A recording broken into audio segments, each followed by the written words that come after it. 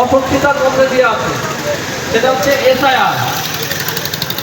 অনেকের মনে জানতে পারে যে এসআইআর হচ্ছে আমরা কি করব, আমাদেরকে কি করতে হবে, কোন কাগজপত্র জোগাড় করতে হবে, কি হবে না হবে, তাই নিয়ে আমরা কিন্তু অনেকে ভীত হয়ে পড়েছি। তাই আপনাদেরকে বলবো, ভীত হওয়ার কোনো কারণ নেই। এসআইআর লাগু হয়েছে, এসআইআর মতো হবে, তাই নিয়ে আমাদের চিন্তা করার কোনো কারণ নেই। প্রতিটি ব্লকে, পশ্চিমবাংলার প্রতিটি ব্লকে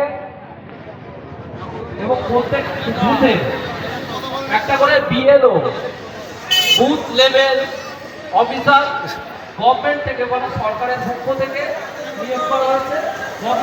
তারা হচ্ছে গভর্নমেন্টের লোক, ইলেকশন কমিশনের দ্বারা নিয়োজিত হচ্ছে। তারা ওয়েস্ট বেঙ্গল এবং সেন্ট্রাল এবং স্টেট ইলেকশন কমিশনের দ্বারা তারা নিয়োজিত হচ্ছে। তাদের কি কাজ হবে? তাদের কাজ হবে প্রতিটি বুথে যারা বিএলও আছে, সেই বিএলও প্রতিটি বুথে গিয়ে যে ভোটার লিস্ট চেক করা, ভোটার লিস্ট চেক করবে, যে আমাদের ভোটার লিস্ট থেকে নাম বাদ দেওয়ার জন্য নয়। অনেকে হয়তো অপব্যাখ্যা করতে পারে, সেটা কিসের জন্য এসআইআরটা হচ্ছে।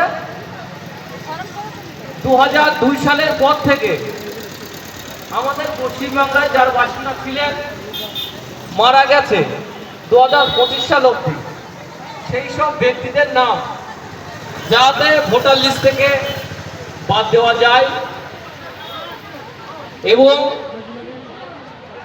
যারা পরিযায়ী শ্রমিক হিসাবে ওয়েস্ট বেঙ্গল থেকে বাইরে, ওয়েস্ট বেঙ্গলের বাইরে মহারাষ্ট্র বলো বা দক্ষিণ